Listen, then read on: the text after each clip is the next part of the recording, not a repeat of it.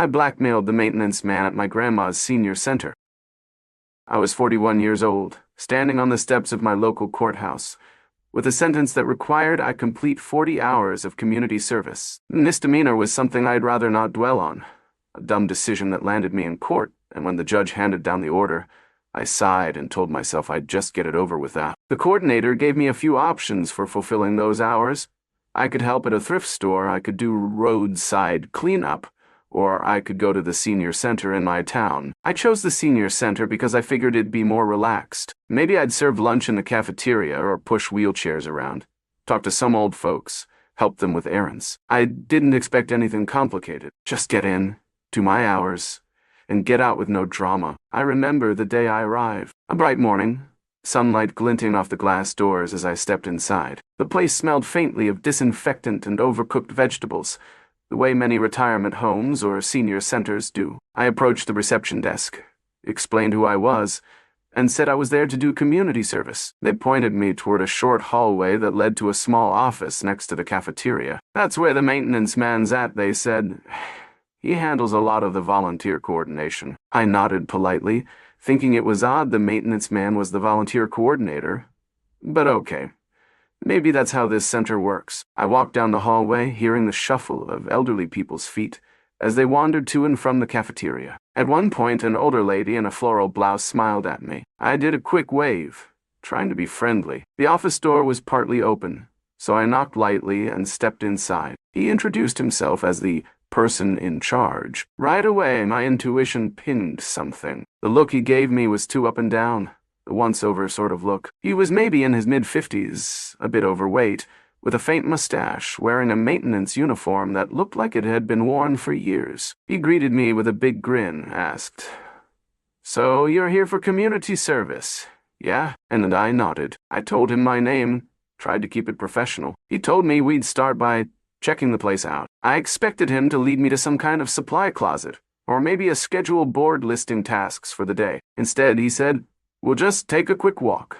I'll show you the building," and gestured for me to follow him. We ended up strolling through the cafeteria, which was moderately busy with older folks finishing up breakfast or chatting at tables. As soon as we were out the double doors at the far side, we stepped into a small courtyard area with benches and a bit of greenery. He didn't mention any tasks, though. He sank down on a bench, patted the seat next to him, and I hesitated, but sat, feeling a bit uneasy. My internal script said, "Let's get going with the chores." But he just sat there, started talking about his personal life. He went on about how his wife was handicapped, how his marriage was loveless, how he was miserable day in and day out. He had a self-pitying tone, which made me somewhat sympathetic at first. I didn't want to judge him if he was truly lonely or sad. But then the conversation took a turn. He started bragging about how previous women who'd done community service there had sent him pictures, and how in exchange, he signed their paperwork saying they'd completed their hours. He gave me a direct look and basically suggested I could do the same. A tight knot of discomfort formed in my stomach because it was obvious he was basically telling me, "If you let me get sexual with you, or at least send me sexy pics, I'll pass you on your community service without you actually having to do the work." He said it in a roundabout, casual tone, but the meaning was crystal clear. I was stunned. I had never experienced such blatant manipulation in a place that was supposed to be a safe environment for seniors. And this was the guy in charge of volunteers. I remember just staring at him, feeling my jaw clench. My internal reaction was, "This is disgusting." Absolutely not. But in the moment I was so thrown off that I didn't quite know how to respond. So I mumbled some non-committal line about how that didn't feel right, and that I'd rather just do my work. He basically shrugged, smirked, and said something like, "Up to you, but it's easier my way." That was it. Then, after maybe 10 or 15 minutes of him rambling about how he hated his life, he stood up, told me he had a meeting to go to, and that I could go home for the day. No tasks assigned, no hours completed, just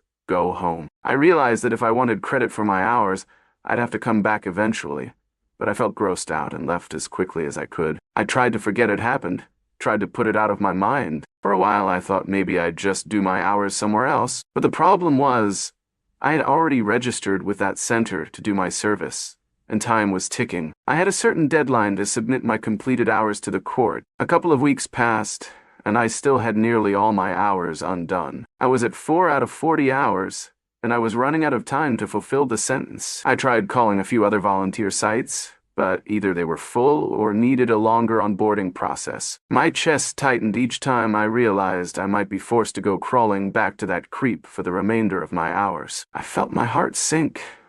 Why was this so messed up? Then, somewhat impulsively, I decided to do something unorthodox. I had his phone number because the center gave it to me as the contact for scheduling. I texted him. I said something along the lines of, "Hey, I know you said I could just send pics for the hours, but I'm not going to do that. Instead, you're going to sign off on my paperwork anyway. Because if you don't, I'll let your boss in the court know what you've been doing with female volunteers." It was essentially blackmail. I laid it out clearly. I'm not playing your game.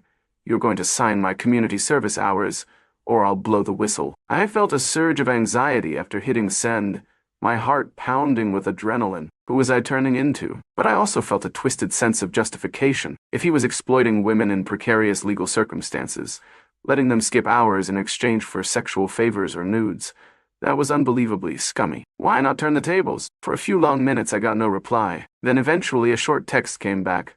"Fine. Bring the forms." So that's what I did. I grabbed the official court-ordered community service log, hopped in my car, and drove to the center. I felt a mix of dread and triumph. I was basically extorting him. But from my perspective, he was an asshole who deserved it. In a naive sense, I hoped this might also deter him from continuing that behavior with other women. When I arrived, I went straight to the man's office. He had a dour expression, avoided eye contact. Neither of us said much. I laid the paperwork on his desk.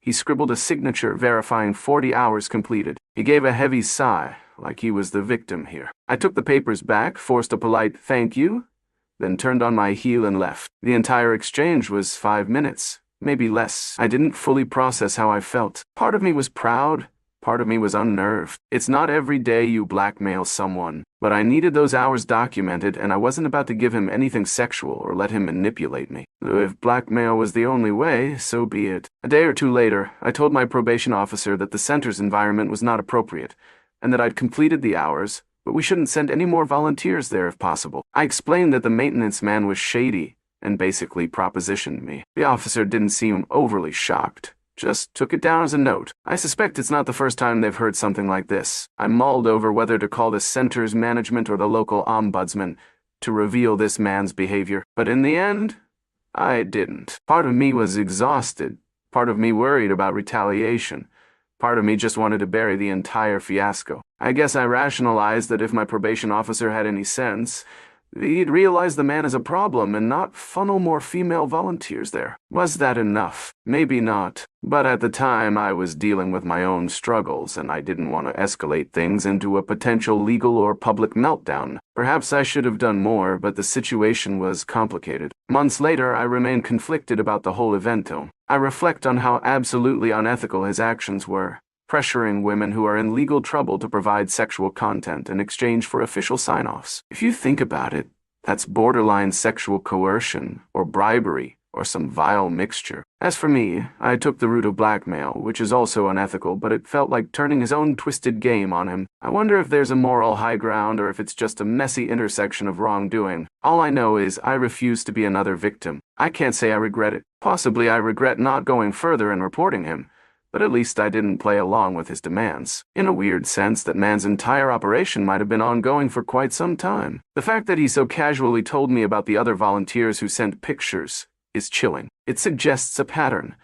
Women, likely under legal obligation, come in needing community service hours, and he dangles an easy out. They might be too overwhelmed or scared to say no. Some do it out of desperation. That's horrifying. Maybe my blackmail approach, flawed as it was, signaled to him that not everyone's going to comply or keep quiet. Maybe he realized he could be exposed if he keeps it up. That's my small consolation. Now, I'm living my life free of that community service burden, having turned in the paperwork that he signed. The judge or the court never asked for details, presumably just accepted that I completed the 40 hours. Good riddance. In hindsight, The comedic or tragic aspect is that I did basically no actual volunteer work. The entire community service portion ended up being a fiasco of me stepping onto a shady stage and blackmailing my way out of it. I guess that's an indictment of how messed up the system can be, if one unscrupulous man can handle the sign-offs in such a manner. It left me with a jaded view of the volunteer program. How many other places are like that? So, that's my story. I blackmailed the maintenance man. It's not a detail I typically share publicly, but I figure maybe if I put it out there, some other women might realize they can push back against creeps in positions of minor power. Not that I recommend blackmail as a go-to strategy, but in my bizarre circumstances, it was the only immediate solution. In the end, I saved myself from further harassment, refused to degrade myself by sending him nudes, and hopefully left him a bit rattled so he might think twice about propositioning the next woman who walks in for community service. I can't say it's a story with a heroic moral. It's more like a snapshot of how messed up the world can be. But at least I walked away with my dignity intact, in a manner of speaking. It's not the perfect resolution, but it's what happened. And I suppose that's that.